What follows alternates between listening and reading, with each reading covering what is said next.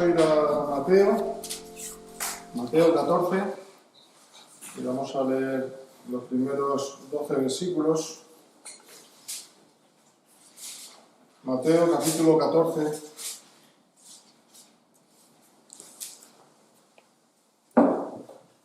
Y vamos a leer desde el 1 hasta el 12.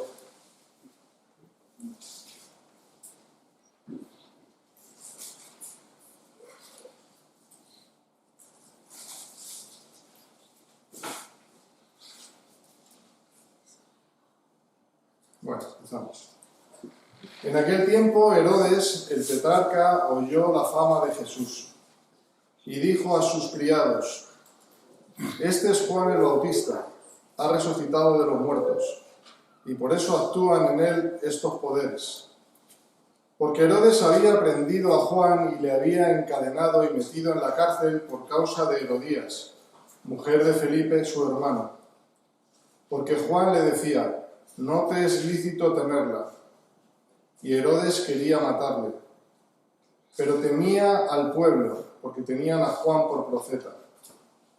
Pero cuando se celebraba el cumpleaños de Herodes, la hija de Herodías danzó en medio y agradó a Herodes, por lo cual éste le prometió con juramento darle todo lo que pidiese. Ella, instruida primero por su madre, dijo: dame aquí en un plato la cabeza de Juan el Bautista. Entonces el rey se entristeció, pero a causa del juramento y de los que estaban con él a la mesa, mandó que se la diesen, y ordenó decapitar a Juan en la cárcel. Y fue traída su cabeza en un plato y dada a la muchacha, y ella la presentó a su madre. Entonces llegaron sus discípulos y tomaron el cuerpo y lo enterraron, y fueron y dieron las nuevas a Jesús. Bueno, veo que los niños se van a quedar en este sermón, ¿no? Quizá la historia nos pueda de alguna manera impactar tanto que perdamos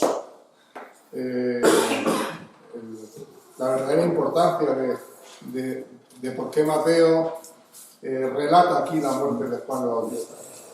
Quizá también Herodes nos impresione tanto que nos quedemos en la vida de este Herodes, de uno de los Herodes, a Herodes Antíoco, hijo de Herodes el Grande. Y qué curioso, este Herodes que pretendía ser rey, que no era rey, era un tetrarca, que gobernaba sobre una cuarta parte de Galilea, en Perea y en... no me acuerdo ahora dónde era el otro, pero él no era rey como tal. Y oye hablar de este rey que hemos estado meditando, del verdadero rey de reyes y señores. Pero vamos a ver realmente a dónde nos quiere llevar Mateo al relatarnos aquí la muerte tan macabra de Juan el Bautista. Y Mateo quiere poner encima de la mesa una creencia que tenía Herodes acerca de Jesús.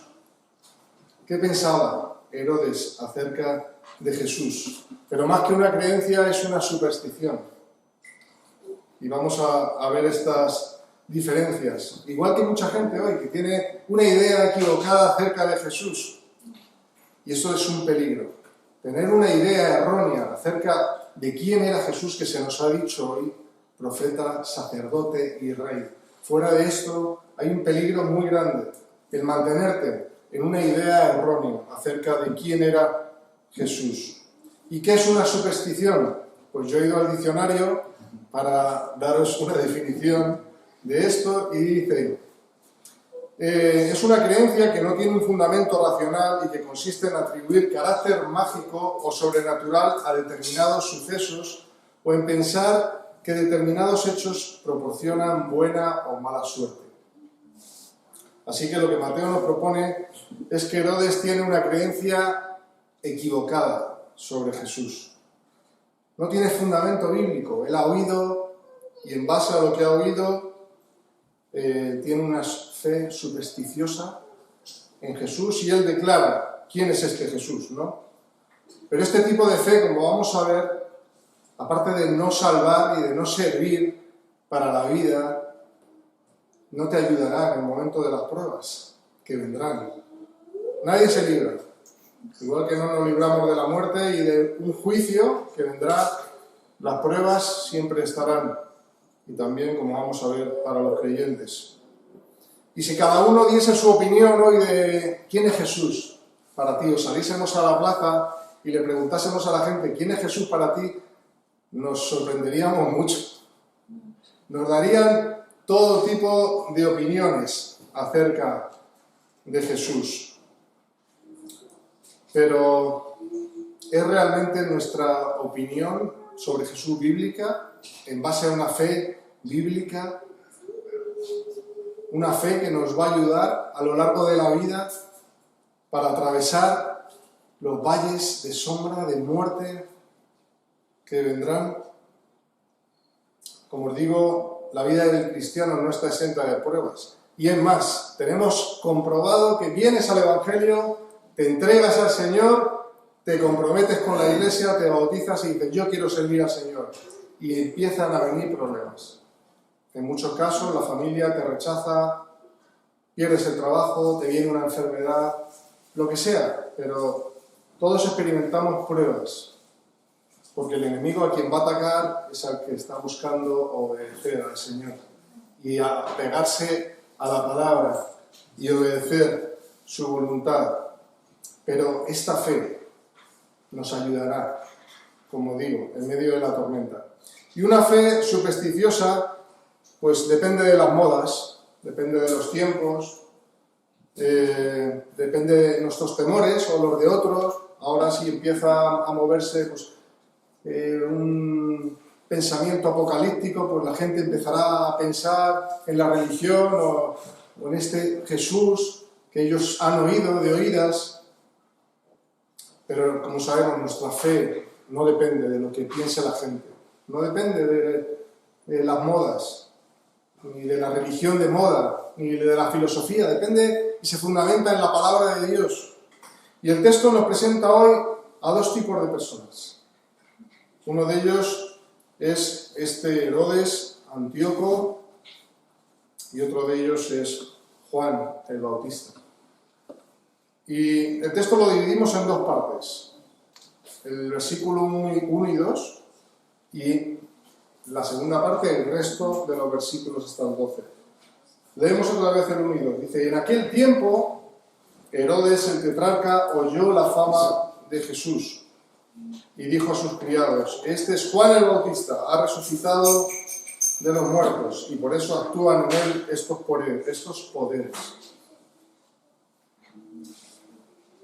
Herodes toma una decisión y dice, no, este Jesús no puede ser otro que Juan el Bautista, que ha resucitado y ahora viene con más poder, porque ha vencido la muerte, ha resucitado, así que este es Juan con más poder todavía, ¿no?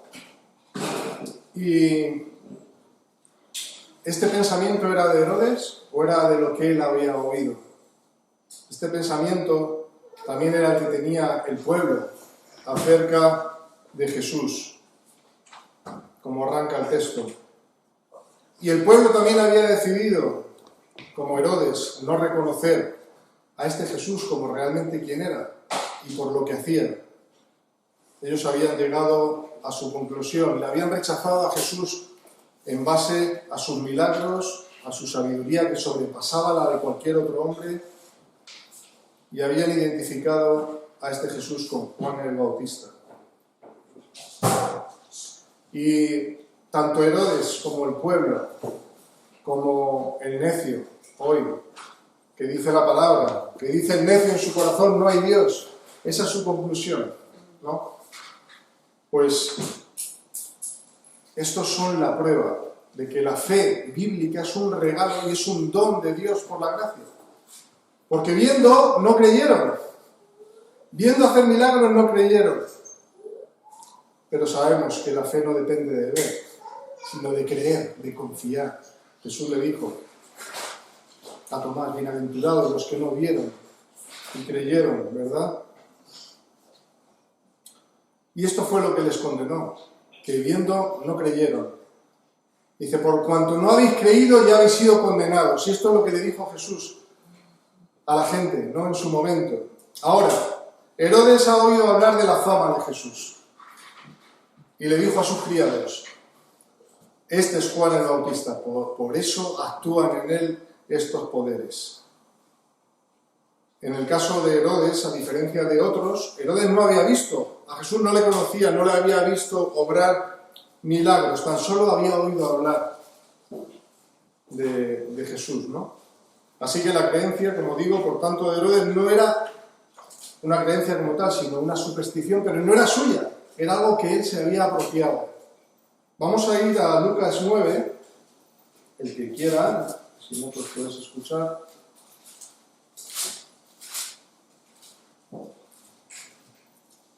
Y Lucas 9 nos dice lo siguiente, del 7 al 9.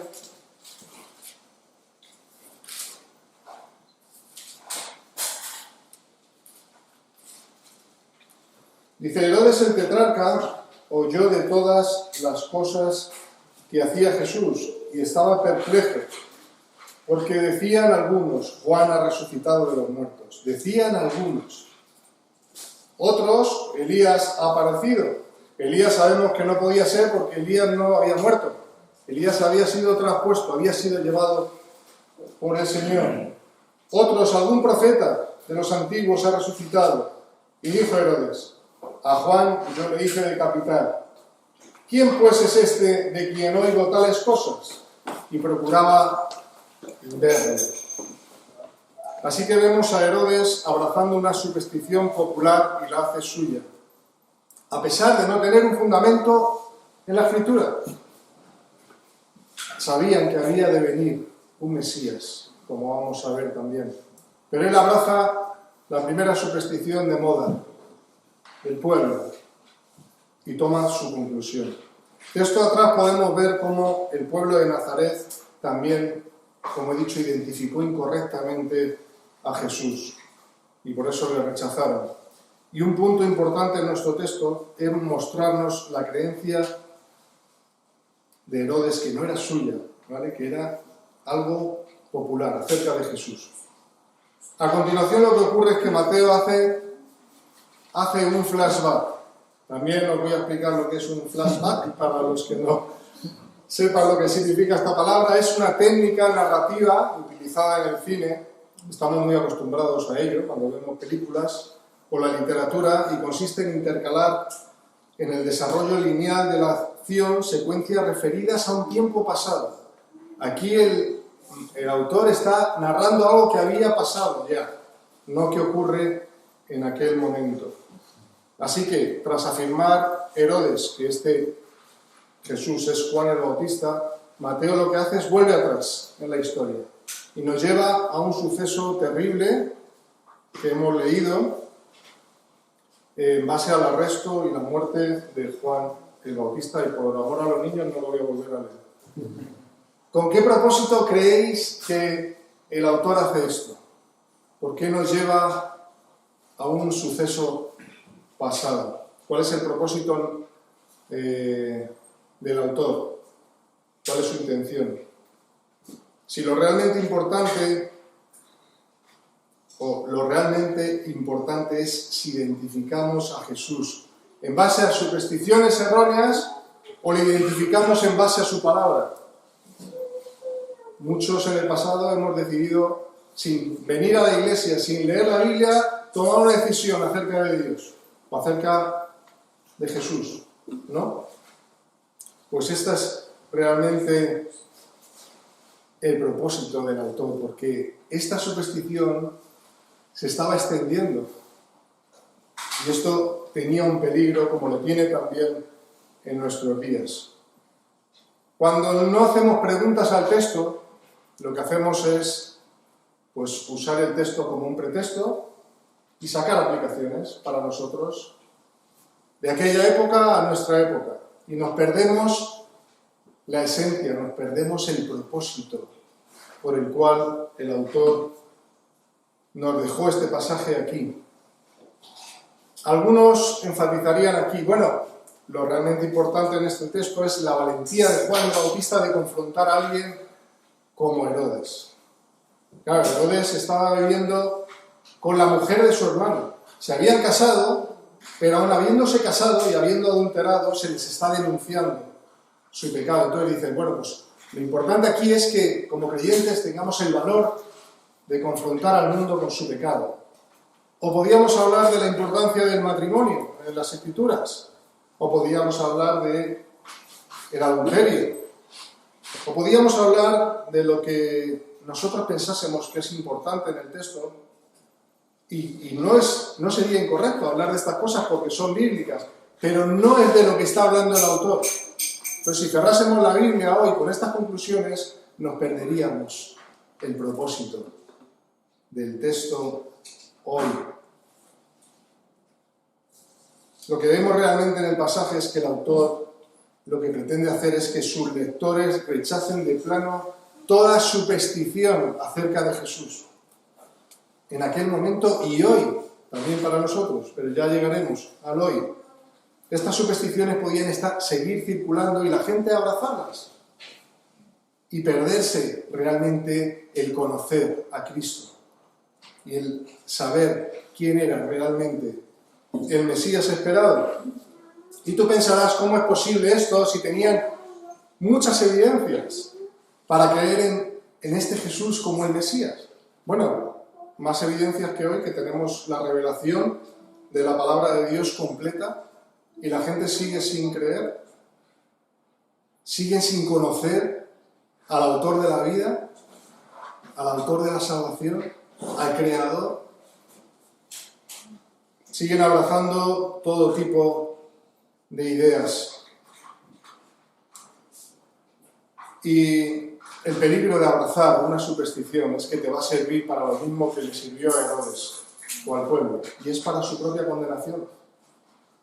Porque si uno no abraza la fe bíblica y a Jesucristo como el único mediador y salvador, su muerte no sirve para nada. La muerte de Jesús no te la puedes aplicar a ti. Tú crees en un Jesús, pero que en un Jesús que su muerte no sirvió para tu salvación como tal. Y ahora veremos realmente lo que implica la muerte de Cristo. La muerte de Cristo está disponible únicamente para aquellos que reconocen a Cristo como Señor y Salvador y ponen su fe y su confianza en Él, no en el día que me convertí, ¿no? Yo hubo un día en 1996 que confesé a Jesucristo como mi Salvador. No, yo decido cada día que me levanto seguir creyendo a Cristo como mi Señor y mi Salvador. Y por eso cuando viene la tentación y la prueba, mi fe se sostiene en medio de la prueba.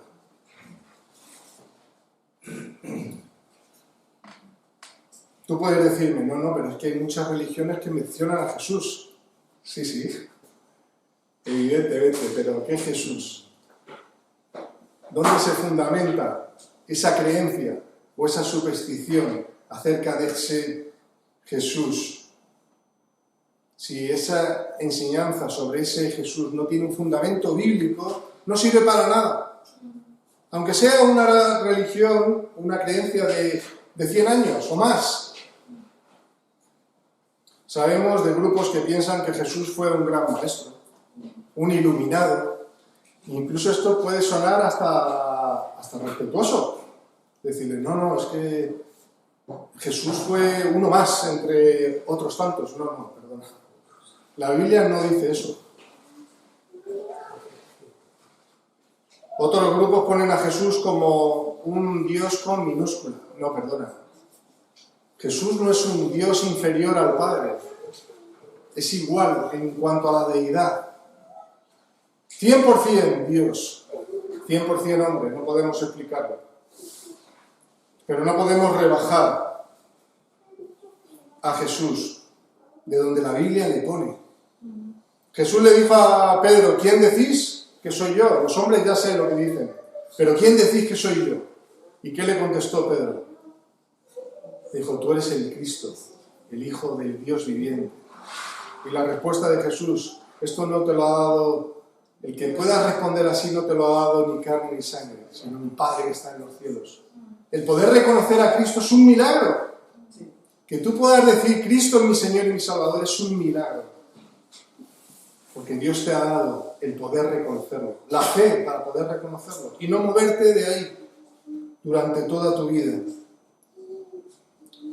Que nosotros podamos reconocer a Cristo es un regalo del Dios soberano.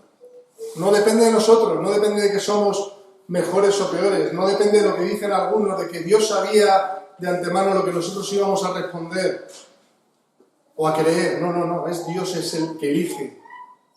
La fe y nuestra salvación comienza en Dios. Filipenses 1:6.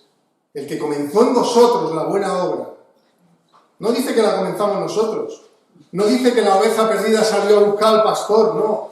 Dice que el pastor dejó a las 99 y fue a buscar a la que se había perdido. Así que la fe que tenemos es un regalo. Y un regalo que se fundamenta en las Escrituras. Mi fe no viene un día mirando las estrellas, aunque Dios puede convertirnos de la manera que quiera y por medio de su revelación natural, decir, como dice el salmista en el Salmo 19, los cielos cuentan la gloria de Dios y el firmamento las obras de tus manos. Y caer de rodillas y decir, esto no puede haber sido creado por el hombre. Tiene que haber un creador y yo necesito encontrarlo. Y nuestra fe se fundamenta en este creador, que es Cristo, junto con el Padre. Él estaba creando, junto con el Padre y el Espíritu Santo. Y el segundo aspecto que vamos a ver hoy, en base al pasaje, y perdonadme que no entre en muchos detalles de la corte, de la supuesta corte de Herodes, y todo lo que ocurría allí en estas fiestas tan terribles con los amigos, pero tenemos que ir a lo importante. Y en contraste con esta superstición de Herodes, encontramos la fe de Juan. Juan el Bautista, una fe inquebrantable hasta su último aliento. Y Juan el Bautista aparece a lo largo del Evangelio, y él no es solo el precursor, el que abre el camino al Señor, sino el que le bautiza. Juan el Bautista bautizó al propio Señor. Fue quien vio el Espíritu Santo descender como paloma sobre el Señor. Es lo que vemos en el capítulo 3. Ahora en el capítulo 11, no podemos detenernos, pero vemos a Juan, y podéis mirarlo en casa, ya no le vemos haciendo ministerio y bautizando, sino que se encuentra en la cárcel. Y un detalle importante es que Juan no solo está privado de su libertad. Vamos a leer un momento Mateo 11, 2 y 3.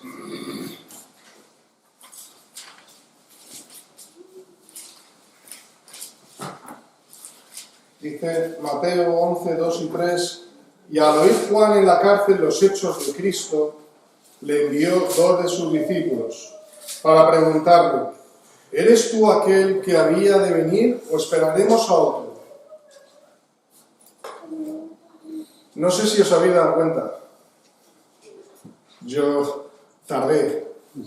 Pero ¿cómo es que Juan tiene dudas acerca de si Jesús es quien dice ser? Y le envía 2 de sus discípulos para que le respondan, si es aquel, Señor, ¿eres tú aquel que había de venir o esperaremos a otro? ¿Qué le responde Jesús en el 4? Dice, id y haced saber a Juan las cosas que oís y veis. Los ciegos ven, los cojos andan, los leprosos son limpiados, los sordos oyen, los muertos son resucitados y a los pobres es anunciado el Evangelio. Bienaventurado el que no halle tropiezo en mí. La respuesta de Jesús es acerca de lo que él ha estado haciendo. ¿Cuál había sido el ministerio del Señor? Lo que ha relatado. Milagros, dar de comer, alimentar a las multitudes.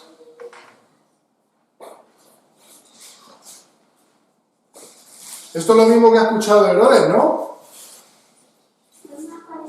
Entonces, ¿de dónde vienen las dudas? ¿Por qué le vienen estas dudas a Juan el Bautista en aquel momento. Si vamos a Juan 1:29, vamos a ir rápido. ¿Hasta qué tiempo tengo? ¿Hasta qué hora tengo? A las 3. Juan 1:29.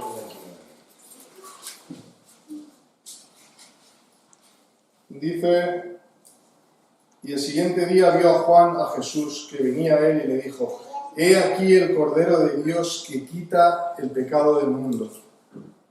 He aquí el Cordero de Dios.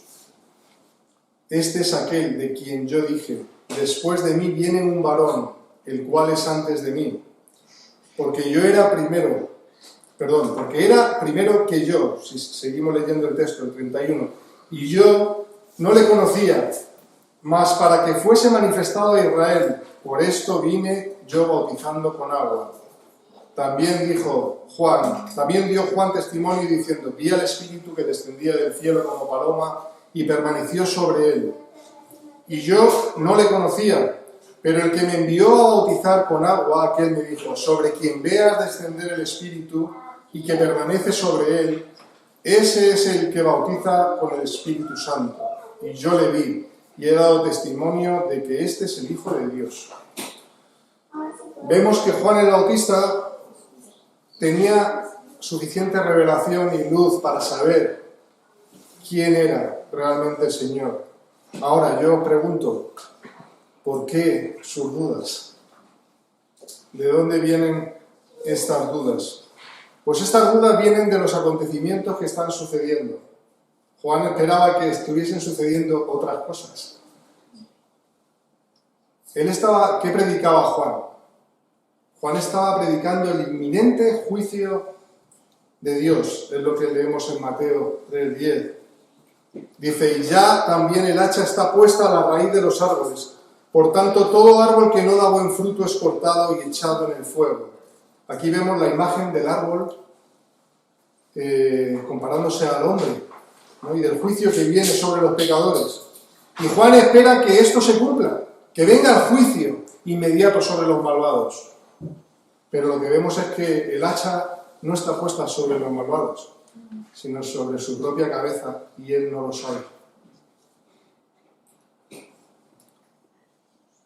Y lo que él no sabe o no sabía es que este juicio iba a venir no en aquel momento, sino que va a venir con la segunda venida de Cristo. Jesús ya no va a venir montado en un pollino, entrando triunfante en Jerusalén, aclamado. No, va a venir con la vara, con el cetro, para juzgar a las naciones, para que veamos su poder y su justicia sobre todos aquellos que no le han reconocido, como dice Filipenses 2, que en aquel día toda rodilla se doblará y toda lengua confesará que Jesucristo es el Señor, para la gloria de Dios Padre. Ahora Juan está en la cárcel y piensa en por qué el juicio no está viniendo sobre hombres como Herodes, que está divirtiéndose y pecando en su palacio, y él, siendo justo y bueno, está en la cárcel. Y esta situación también nos muestra que, independientemente de quién seas en el pueblo de Dios, seas pastor, seas misionero, seas lo que seas, no vas a ser librado de la prueba. También estás dentro, y superar esas pruebas no va a depender de tus fuerzas ni de tus capacidades, sino del Señor. Que seamos sostenidos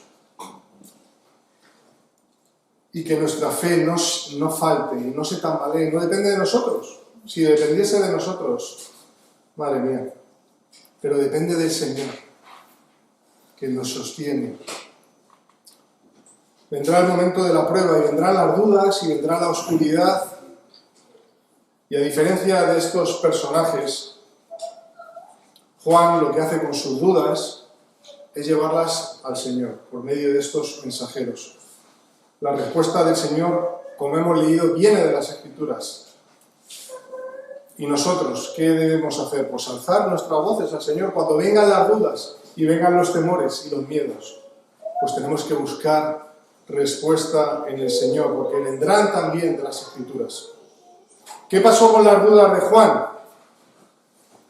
Pues no sabemos, o quizás sí.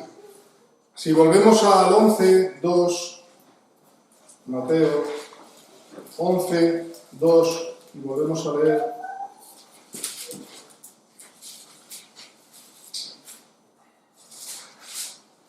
El 2. Al oír Juan en la cárcel los hechos de Cristo, envió 2 de sus discípulos para preguntarle: ¿eres tú el que había de venir o esperaremos a otro? En nuestro texto paralelo, que tenemos un pasaje en este mismo Evangelio, en Mateo 14, 10 al 12, vemos que se ordena decapitar a Juan en la cárcel. Y dice que fue traída su cabeza en un plato y dada a la muchacha. Y ella se la presentó a su madre. Entonces llegaron sus discípulos y tomaron el cuerpo y lo enterraron. Y fueron y dieron las nuevas a Jesús. ¿Por qué volverían los discípulos de Juan a Jesús a contarle lo que había sucedido? Pues porque cuando ellos llevaron la respuesta a Jesús, Juan el Bautista tuvo que haberle dicho, pensamos, no hay que esperar a otro. No hay que esperar a otro. Cuando Juan el Bautista recibe las respuestas del Señor, de quién es Él, podemos deducir de que Juan, sus dudas fueron ahuyentadas, porque Él seguramente le dijo, no hay que esperar a otro. Este es. De quien hablan las Escrituras. Este es el Cordero que quita el pecado del mundo. Este es el Hijo de Dios, el Mesías, el unigénito del Padre. Todos sabemos que Juan tenía que menguar tanto que tuvo que desaparecer de la escena para dejar paso al Señor Jesús. Menguó tanto que sus discípulos ya no le siguieron a él, sino que le siguieron a Jesús. Como leemos en Juan 3, es necesario que yo venga y que tú crezcas. Eso es lo que la vida de Juan. Y aquí sí que sacamos una enseñanza, sobre todo para aquellos que nos exponemos a estar en un lugar de autoridad o de reconocimiento. Yo no soy aquí el importante es Cristo. Y si no veis la cruz en esta mañana aquí, estáis viendo a un predicador o a un hombre con mayor o menor sabiduría, estáis errando. Todos tenemos que enfocar a Cristo. Y esto es lo que hizo Juan el Bautista. Apuntaba a Cristo.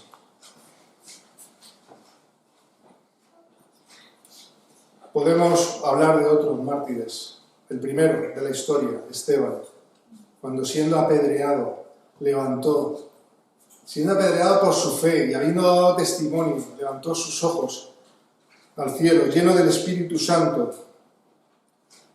Leemos en la palabra, puesto los ojos en el cielo, vio la gloria de Dios y a Jesús que estaba a la diestra de Dios y dijo, he aquí veo los cielos abiertos y al Hijo del Hombre que está a la diestra de Dios.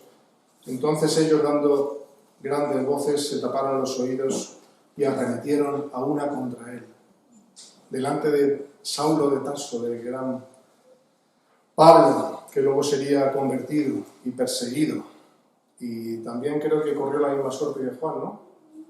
En Roma. Le despegaron la cabeza de su cuerpo por su fe.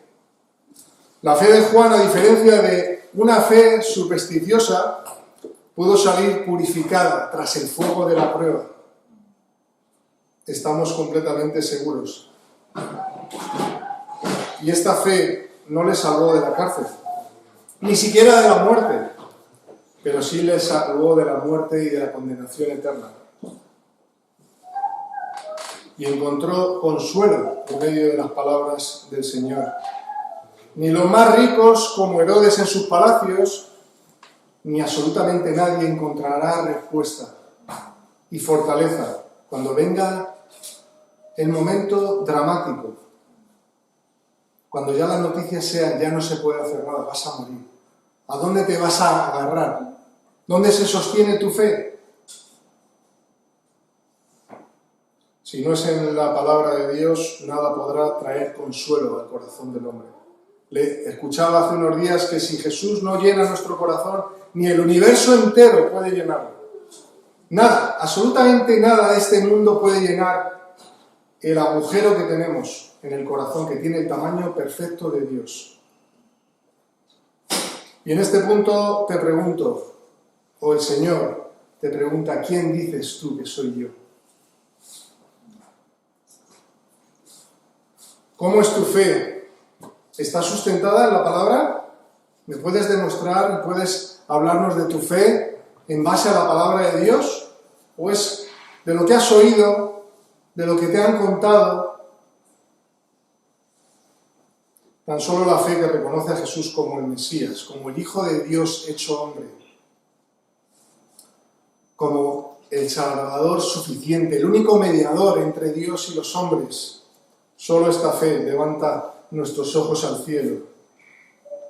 Incluso en el momento de ver el hacha venir, o la espada, o las piedras cayendo sobre nosotros, esta fe nos sostiene. Tener una fe bíblica y genuina no significa que no vayamos a tener dudas, que no vayamos a tener crisis de fe. ¿Cuántos hermanos no llegan y te dicen, es que no sé si soy cristiano? Y esto es lícito. Es que no sé realmente, porque estoy pasando pues un valle, una pérdida, un enfriamiento, o has estado pecando y no confesando tu pecado, y esto lo que hace es contristar, entristecer al Espíritu Santo que mora en nosotros, y te cuestionas tu fe. Esto es bíblico. Pero no te puedes quedar ahí, claro. Tienes que seguir verificando y comprobando, y yendo a la palabra y llevando tus dudas al Señor. Señor, ¿seré verdaderamente tu Hijo? A lo mejor no has entendido realmente el Evangelio de la gracia, que te deja con tus manos vacías ante la cruz. Porque ¿qué puedes llevar tú a tu salvación si no es tu pecado? Absolutamente nada.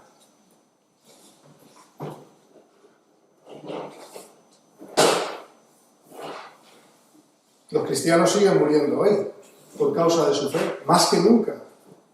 Personas justas como Juan el Bautista y personas buenas, personas de Dios, hombres y mujeres de Dios, pastores. ¿Cómo es esto posible? Pues porque está profetizado, está en las bienaventuranzas.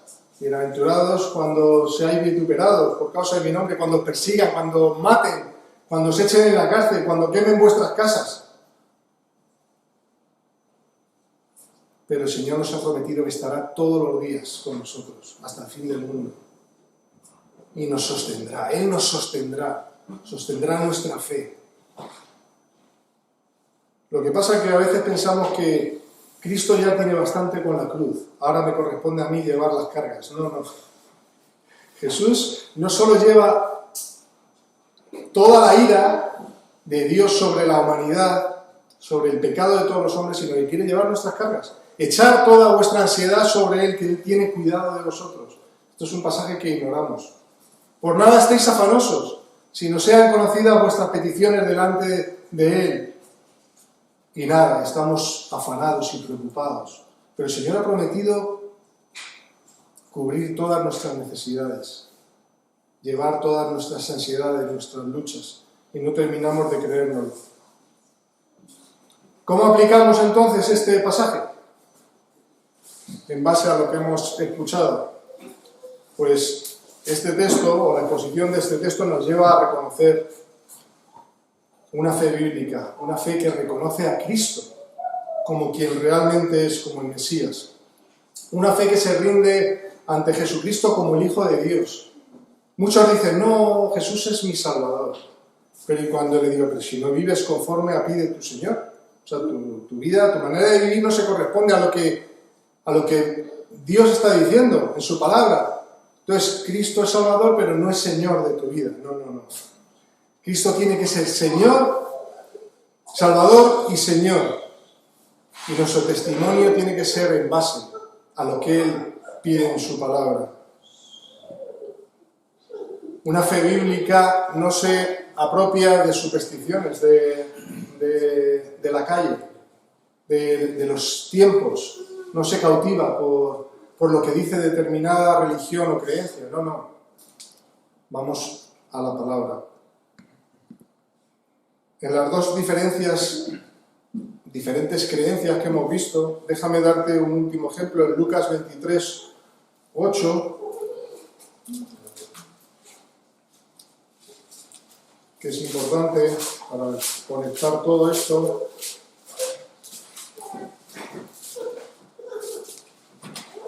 Lucas 23, 8 dice lo siguiente: Herodes, viendo a Jesús, se alegró mucho, porque hacía tiempo que deseaba verle. Suponemos que esto es tiempo posterior en adelante, porque había oído muchas cosas de él y esperaba verle hacer alguna señal. Y le hacía muchas preguntas, pero él nada respondió. ¿Notamos este misticismo? Pensaba ver muchas señales y muchas obras. Esperaba ver algo más que le hiciese emocionarse.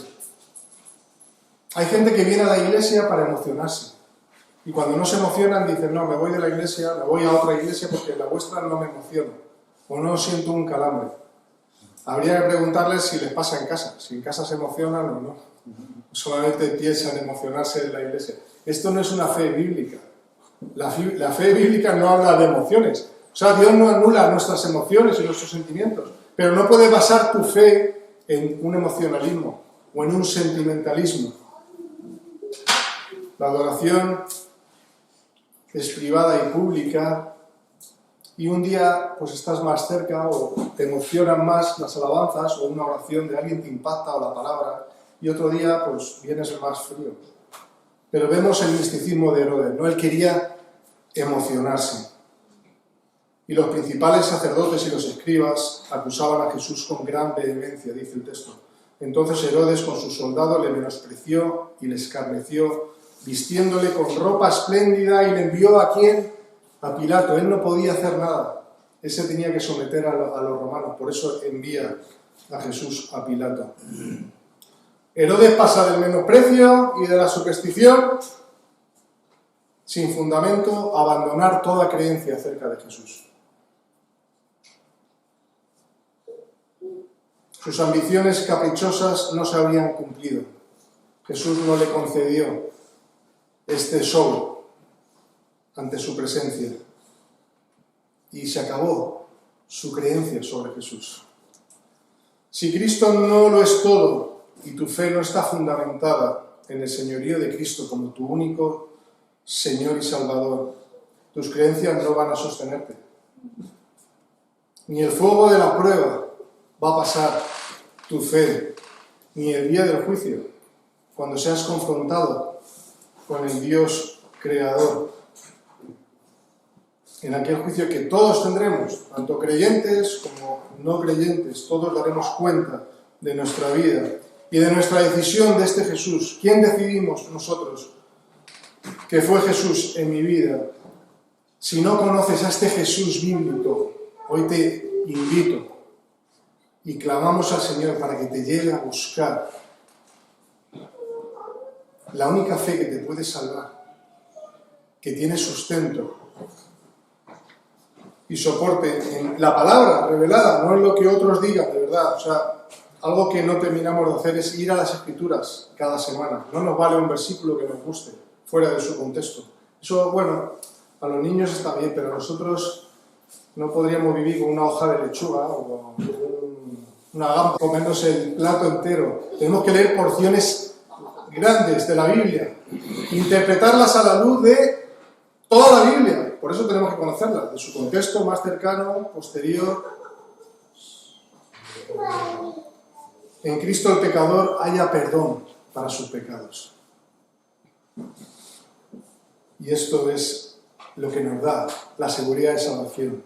Que no depende de nosotros, que depende de Cristo, que la obra fue completa, que el sacrificio de Cristo fue suficiente, hecho una vez y para siempre. Ya no hay que sacrificar a Cristo cada domingo en la misa, no.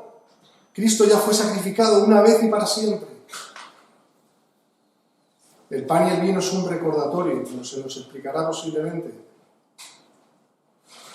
Conmemoramos la muerte, la sepultura y la resurrección de Cristo.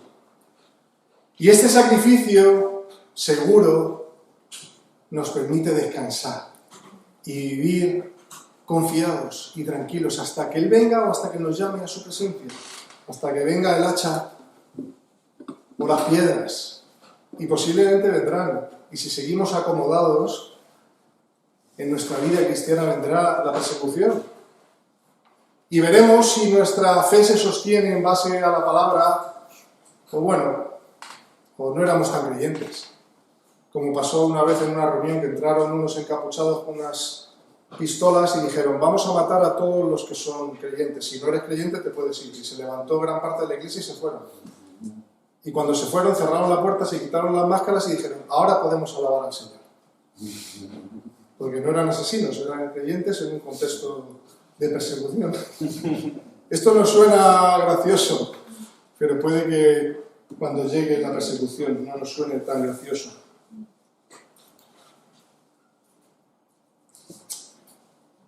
Para terminar,